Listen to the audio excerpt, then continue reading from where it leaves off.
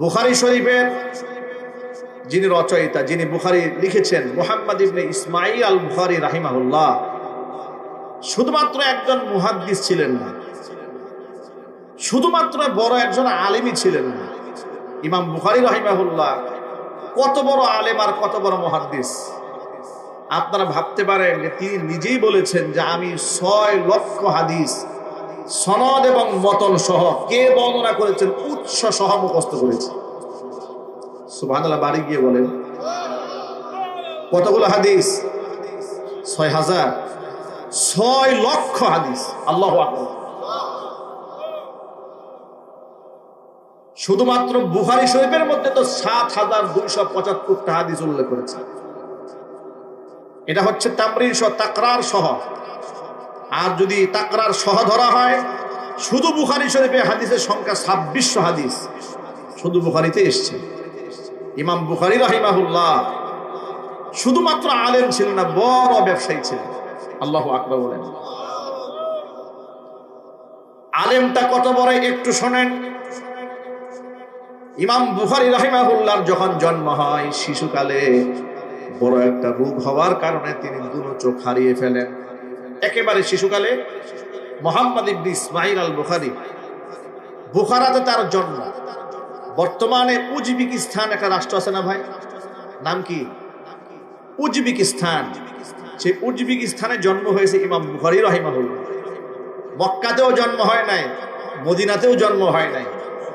Bukhara শহরে জন্ম নেওয়া একটা ছেলে সারা পৃথিবীর আসহল কিতাব বাদা কিতাবিল্লাহ, আল্লাহর কিতাব কুরআন মাজিদের পরে, আসমানের উপরে, আসমানের নিচে, জমিনের উপরে সর্বাধিক বিশুদ্ধ কিতাব যিনি রচনা করেছেন, তিনি হচ্ছেন মুহাম্মদ ইবনে ইসমাঈল আল বুখারী রাহিমাহুল্লাহ। চিৎকার দিয়ে বলেন আল্লাহু আকবার।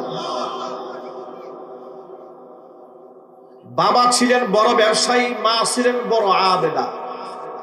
কেমন মা হলে যার গর্ভে সন্তান ইমাম বুখারী হয়, একটু কল্পনা করেন।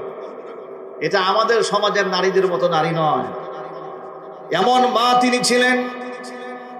ছোট্ট ইমাম বুখারী যখন তার গর্ভ থেকে দুনিয়াতে এসেছে, কিছুদিন পরেই মারাত্মক একটা রোগে আক্রান্ত হয়ে তিনি দুটো চোখ হারিয়ে ফেলেন।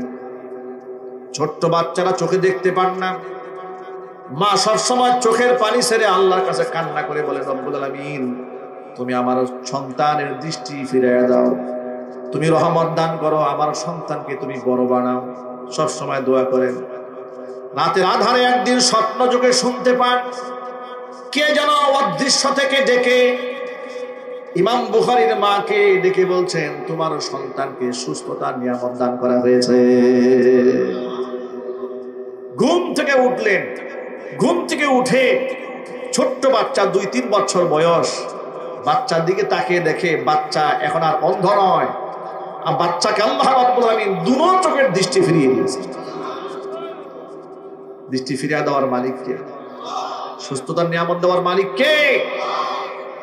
এমন প্রখর মেধা আল্লাহ পাক তাকে দান করলেন। মাত্র 12 বছর বয়সে, কোন কিতাবের মধ্যে এসেছে 30,000, কোন বর্ণনার মধ্যে এসেছে মাত্র 12 বছর বয়সে 70,000 হাদিস সনদ এবং মতন সহ মুখস্থ করে ফেলেছিলেন। আবার একদিক থেকে কোরআনে কারিমের হাফেজও হয়ে গেছে, হিফজও করা শেষ 12 বছর বয়সে। আবার সাথে সাথে 70,000 হাদিস মুখস্থ করা শেষ। গোটা জীবনে 6 লক্ষ হাদিস মুখস্থ করেছেন সনদ এবং মতন সহ। আল্লাহু আকবার বলেন। এত বড় মাপের একজন মুহাদ্দিস, আর ইলম সম্পর্কে, আমল সম্পর্কে বর্ণনার তো কোনো শেষ নাই। তিনি বলেন, আমি বুখারীর এক একটা হাদিস লেখার আগে, প্রত্যেকটা হাদিস লেখার আগে নতুন করে ওযু করেছি, গোসল করেছি, 2 রাকাত নামাজ আদায় করেছি। নামাজ আদায় করার পরে আল্লাহর কাছে সাহায্য প্রার্থনা করেছি। আল্লাহর কাছে সাহায্য নিয়ে এক একটা হাদিস লিখেছি। এত আজমতের সাথে লিখেছি, আল্লাহ পাক সেই সমস্ত আজমত আর মোহাব্বত, হুজুরের হাদিসের উপরে তার মোহাব্বত, ভালোবাসা থাকার কারণে আল্লাহ পাক এই দুনিয়াতে আল্লাহর কোরআনের পরে তার লিখিত হাদিস সংগ্রহিত বুখারীর কিতাব তামাম দুনিয়ার মধ্যে সবচাইতে দামি বানিয়ে দিয়েছে। ইমাম বুখারী রাহিমাহুল্লাহ 194 হিজরিতে জন্মগ্রহণ করেন। এরপরে 254 হিজরিতে তিনি জমিন থেকে বিদায় হন। মাত্র 52 থেকে 53 বছর হায়াত পেয়েছেন। মাত্র এই এতটুকু সময়ের মধ্যে ইলমের জগতের এমন এক সম্রাটের বিদায় হয় দুনিয়া থেকে। অসংখ্য কিতাবের মধ্যে এসেছে ইমাম বুখারীকে যে মাটিতে কবর দেওয়া হয়, সেই মাটি থেকে তার ইন্তেকালের পরে এক মেশকের সুঘ্রাণে গোটা এলাকা ছড়ায় পড়ে। আল্লাহু আকবার বলেন। শুধুমাত্র মুহাদ্দিস নন, কত বড় একজন সৎ ব্যবসায়ী ছিলেন একটা এক্সাম্পল দেওয়ার জন্য মূলত ইমাম বুখারীর জীবনটা একটু করে টেনেছে এখানে। ইমাম বুখারী রাহিমাহুল্লাহ তাআলা তিনি পৈতৃক সূত্রে বড় সম্পদের মালিক হয়ে যান। বাবা বড় ব্যবসায়ী ছিলেন, সেই সূত্রে পৈতৃকভাবে অনেক সম্পদের মালিক হন। অনেক অসংখ্য জায়গা জমি থাকে, সেগুলো বর্গা দিয়ে রাখেন, সেগুলো লভ্যাংশ আসে। আবার কিছু মালামাল তিনি লোকের মাধ্যমে ক্রয় বিক্রয় করেন। এভাবে ব্যবসা চলে। ব্যবসা চলছে। একদিন দোকানে বসলেন, বসার পরে কিছু ক্রেতা এসেছেন তার কাছে। আসার পরে তাদের সাথে মালামাল নিয়ে দাম দর চলছে। তিনি মনে মনে সিদ্ধান্ত নিলেন যে আমার এই পণ্যটা আমি 5,000 টাকা যদি তারা ক্রেতা বলে তাহলে আমি বিক্রি করে দেব। কিন্তু ক্রেতা এখনো কোনো দাম বলে নাই। তিনি মনে মনে ভেবেছেন যদি ওনারা 5,000 টাকার মতো বলে আমি এটা দিয়ে দেব। কিন্তু ক্রেতারা কোনো দাম বলেন না, বলে চলে গেছে। বলেছে যে আমরা 2 দিন পরে জানাবো আপনার এই পণ্যটা আমরা নেব কিনা। তারা চলে গেছে। চলে যাওয়ার পরে এই 2 দিনের মধ্যে তারা আর ফিরে আসেন। এই মাঝখান থেকে আরেক দল ক্রেতা এসেছে তার কাছে। এসে ওই একই পণ্যের দাম 10,000 দিরহাম বলেছে। 10,000 দিরহাম প্রস্তাব দেওয়ার পরে ইমাম বুখারী বললেন যে না, এটা আপনাদের কাছে বিক্রি করা যাবে না। তারা বললেন কেন? বলে এটা আমি অন্যের কাছে বিক্রি করার জন্য আমি মনস্থ করেছি। তো কেন, কি মনস্থ করলেন? বলে আমি মনস্থ করেছি যে একদল লোক এসেছিল, আমি মনে মনে সিদ্ধান্ত নিয়েছিলাম এদের কাছে আমি 5,000 টাকায় বিক্রি করব। আপনি 10,000 টাকা বলেছেন, এটা আপনার কাছে আমি দেব না। তারা বলছেন তার সাথে আপনার কোনো চুক্তিও হয় নাই, কোনো কথাবার্তাও হয় নাই, তো আপনি তো এখানে গুনাহগার হবেন না, খিয়ানতকারী হবেন না। তিনি বলেন না, তাদের সাথে চুক্তি আমার মৌখিকভাবে না হলে কি হবে, আমি আত্মিকভাবে নিজের সাথে একটা চুক্তি করে নিয়েছিলাম। সুবহানাল্লাহ বলেন। এরপরে তারা চলে গেলে তিনি 5,000 টাকায় সেটা বিক্রি করলেন, যেটা 10,000 টাকা বিক্রি করতে পারতেন। একটু কল্পনা করেন ভাই, তাকওয়া, ঈমান, আমল, বিশ্বাসের কত উন্নত লেভেলে উত্তীর্ণ হলে একজন মানুষ নিজের সাথে কমিটমেন্ট হয়ে যায়। কাস্টমারের সাথে এখনো হয়ই নাই।